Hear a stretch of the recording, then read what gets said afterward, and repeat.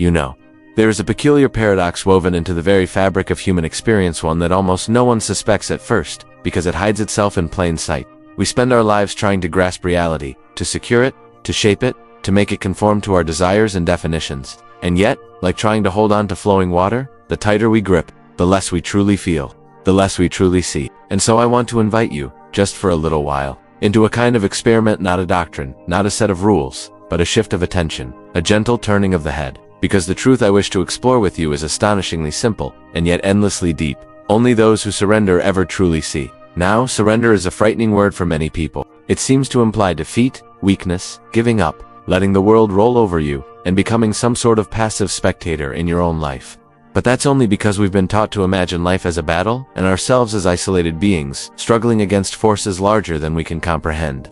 Imagine, instead, that life is not a battlefield but a dance. And that at the center of this dance, there is no general commanding troops, no strategist calculating moves, but a musician and a rhythm, one to which everything in existence sways. If you try to dance by insisting you must lead, when you cannot hear the music, what happens? You step on your partner's feet. You make everything awkward, jarring, resistant. But the moment you let yourself be led by the rhythm, then the dance becomes effortless, fluid, alive. This is the nature of surrender, not collapsing, not giving up, but listening deeply and allowing yourself to move with what already is. Most of us don't see the world as it is. We see the world as a projection of our anxieties, our ideas, our defenses. Our minds become like dusty windows, covered with the fingerprints of our fears.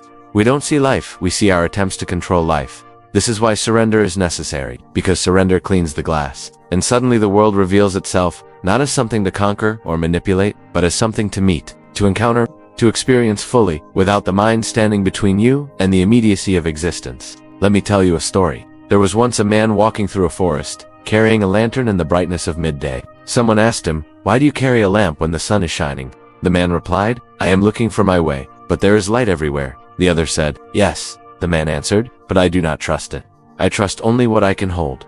This is how most of us move through life. We build our identity, our plans, our beliefs, as little lanterns, things we can grip tightly, and we insist that only by clinging to them can we find our way. Meanwhile, the vast illumination of life floods everything, patiently waiting to be seen. But this man with the lantern, like so many of us, could not look up. He was too busy gripping his tiny source of certainty, afraid that if he let it go, he would become lost. Yet the moment you let go of such a lantern, the world does not become darker, your eyes simply adjust to the enormous light that was already there. Surrender is precisely this adjustment, and although the idea is simple, the lived experience is profound, because to surrender means to trust something deeper than your own controlling mind. It means to allow the river of your life to flow without demanding that it take the shape you've imagined. It means to allow uncertainty to be what it is, instead of trying to cage it. Now, there is something curious about the way human beings operate. We believe that by controlling life, we make it safer, but what have you ever truly controlled? Your heart beats without your permission. Your lungs draw breath without your supervision. Your cells divide and die and are reborn every moment without a single directive from your conscious mind. And when the time comes for you to fall asleep, you cannot make yourself do it. You can only allow sleep to come. Control is a story we tell ourselves. And when we insist upon that story with great passion, we become blind. Blind to the spontaneity of existence, blind to the beauty unfolding around us, blind to our own nature. But when we stop demanding that life obey our expectations, when we finally surrender, our sight becomes clear. Think of water. If you cup your hands tightly around it, it spills through your fingers. If you stiffen your body while trying to float, you sink. But when you relaxed, truly relaxed, your body rises effortlessly to the surface. The water holds you. Life is precisely like that. We struggle not because life is harsh, but because we stiffen ourselves against it. We lock ourselves into patterns of resistance, resisting uncertainty, resisting impermanence, resisting discomfort, resisting the fact that we cannot control everything. And in resisting, we create friction, anxiety, fear, confusion. But surrender removes the friction. It is not passive, nor is it complacent. It is simply a refusal to fight with what already exists. It is the recognition that life is not something happening to you, it is something happening as you. When you surrender, you see the world with fresh eyes. You see that every moment is self-creating, self-renewing, and astonishingly alive. You begin to notice the quiet harmonies between things, the way the wind moves through trees, the way strangers cross paths, the way events unfold in patterns more complex and beautiful than anything the mind could design. You begin to discover that life is not chaos, but choreography. But you can only witness this dance if you're not trying to lead it. And so the secret, the great secret, is that surrender is not the end of your freedom, it is the beginning of it. Because as long as you insist on controlling everything, you become a prisoner of your own expectations. You become a victim of your own rigidity. But the moment you surrender, you discover that life is carrying you in ways you could never have predicted or planned. You begin to see. And the seeing is clear, serene, vibrant like the still surface of a lake reflecting the sky. There is a moment, subtle and almost invisible, when surrender transforms from an idea into a lived sensation. A moment when you feel something soften inside you, as if an inner fist that has been clenched for years finally opens its palm. And in that opening, you notice for the first time that life was never demanding your effort, your strain, your tension. Life was only ever asking for your presence. Presence is a curious thing. You cannot force it, command it, or manufacture it. You can only allow it. And when presence arrives, it brings with it a rare clarity, a kind of inner stillness that is not opposed to movement, but perfectly hospitable to it. You begin to sense, in a quiet and almost imperceptible way, that everything you have ever been running from or running toward is happening right here, in this very moment. Surrender is simply the art of becoming so deeply present that resistance dissolves. But to come into this presence, one must first recognize how deeply conditioned we are to flee from it. We are taught, almost from birth, that life is a climb towards something's success, security, enlightenment, meaning. We imagine these things as destinations perched on distant hills, achievable only through relentless striving, and so we run and run, always trying to arrive somewhere other than where we already are. Yet the great cosmic joke is that there is no somewhere else to reach. There is only here. There is only now. And when you see that, truly see it, something marvelous happens. The pressure evaporates, the striving melts, the imaginary hills flatten. You'll realize that life was not postponing itself, waiting for you to catch up. It was always complete, always available, always unfolding in perfect time. Surrender is waking up to this timelessness. Imagine you are sitting by a river, watching the water flow. If you tell yourself, I must control this river, the absurdity becomes immediately obvious. Yet this is precisely how we treat the flow of time, the flow of emotion, the flow of circumstance. We behave as if the universe is an orchestra that will fall out of tune the moment we stop conducting. But the universe was playing long before you were born, and it will continue long after you have left the stage. And here lies another layer of surrender, the humbling recognition of your place in the vastness of things. Not as a puppet, not as a pawn, but as a wave upon the great ocean of existence. A wave is not separate from the ocean. It is the ocean expressing itself in a particular shape, for a particular moment. When the wave rises, it does not congratulate itself. When it falls, it does not mourn. It simply follows the rhythm. You are that wave.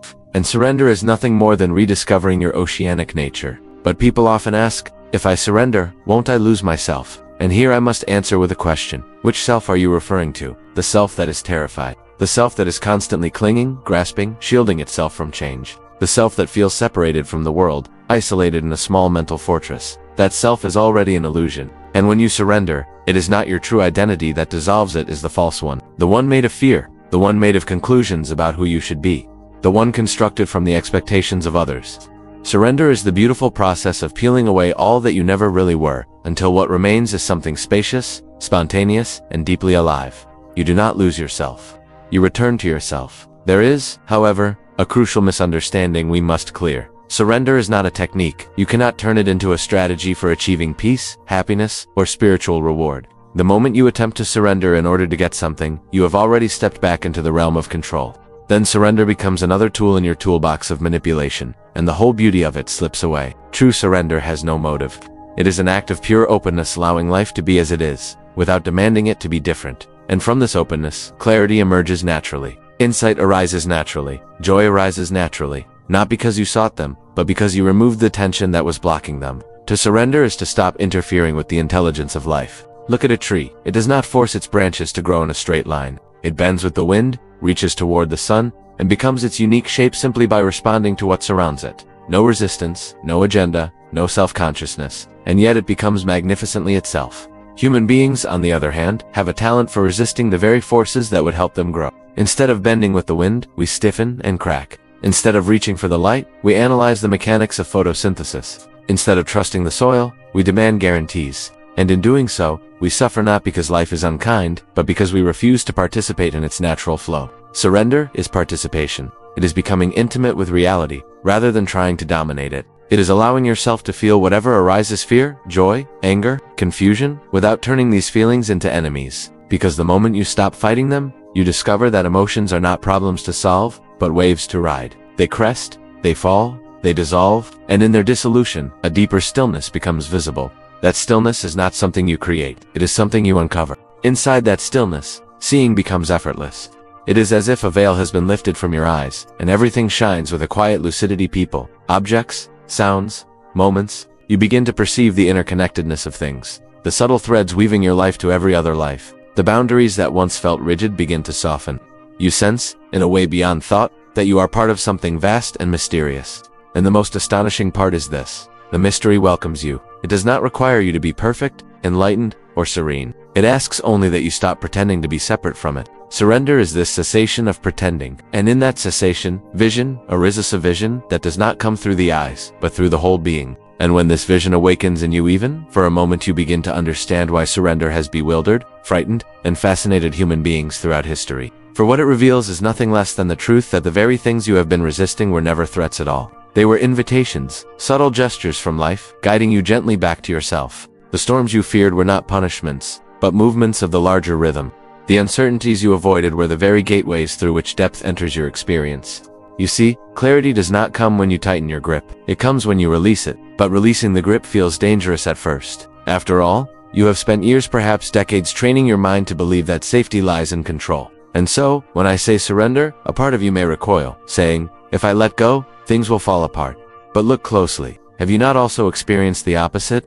Have you not noticed that your greatest moments of insight, beauty, and connection happened when you were not trying to manage the moment? When laughter overtook you, or love surprised you, or creativity flowed through you without asking your permission? These moments came precisely because you stepped aside. You were not the director. You were the space through which something larger moved. And afterward, you may have called it inspiration, intuition, synchronicity, grace, whatever name you choose. But the essence is the same. The more you loosen your grasp, the more life is able to reveal itself. Surrender is not an action. It is the cessation of unnecessary action. But to live this way requires trust. And trust is perhaps the most misunderstood quality of all. Trust does not mean believing everything will be pleasant or predictable. Trust means recognizing that whatever arises, you can meet it fully. You can feel it, respond to it, move with it without retreating into rigidity or panic. Trust is a form of inner spaciousness. And when you stop filling that space with anxious narratives, something extraordinary emerges. A quiet confidence. Not in your ability to control life, but in your ability to participate in it. This is the confidence of the dancer who no longer tries to memorize every step, but simply feels the music. Life is music, and you are the dancer. Yet if you insist on counting every beat, you will always be a fraction of a second behind. Surrender means dancing from the center of yourself, unburdened by the need to anticipate or calculate. It means moving as life moves spontaneously, gracefully, in intimate rhythm with the moment.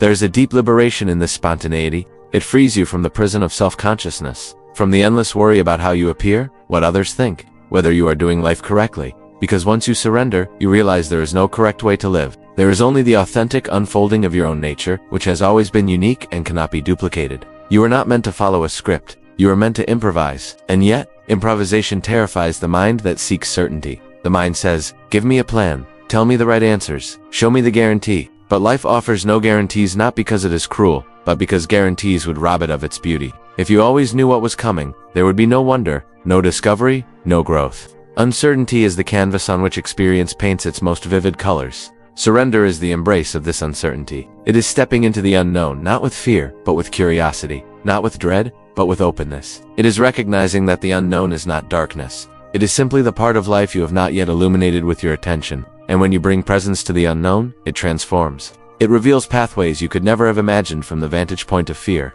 Think of a foggy morning. When you stand at the edge of the mist, everything looks obscured, vague, almost threatening. But as you take a single step forward, the world appears, inch by inch. The fog does not lift all at once. It yields itself to your willingness to enter it. Life functions in precisely the same way. If you wait for the fog to clear before you move, you will never take a single step. Surrender is stepping anyway. And in stepping, you discover that what once appeared uncertain becomes clear only because you dared to meet it. You realize that clarity does not precede surrender. It arises from surrender. This is why those who cling tightly to certainty never truly see, because they never truly enter the mist. They stand outside life, analyzing it from a distance, hoping that observation alone will reveal its secrets. But life is not understood from the shoreline. It is understood by entering the water. To live is to immerse yourself. And immersion requires vulnerability. Vulnerability is not weakness, as many suppose. It is the willingness to be touched by life, to be shaped by experience, to feel deeply without shutting down. Vulnerability is the doorway through which intimacy enters intimacy with others, with the world, with yourself. Without vulnerability, your experience becomes shallow, repetitive, predictable. But with vulnerability, even the simplest moments become profound. This, too, is surrender, allowing yourself to be moved. to be moved by beauty, by sorrow, by connection, by the sheer mystery of being alive. When you surrender to experience, instead of trying to control it, your heart becomes spacious enough to hold contradictions without collapsing. You discover that joy and sorrow are not opposites, but partners. Pleasure and pain are not enemies, but intertwined forces that shape the full arc of your humanity. And in this recognition, judgment softens, resistance loosens. You stop asking life to be convenient and begin allowing it to be authentic. You see that every experience carries a message, not a message in words, but a message in sensation, in movement, in transformation. When you surrender, you become receptive to these messages, and they begin to guide you with an intelligence far deeper than thought.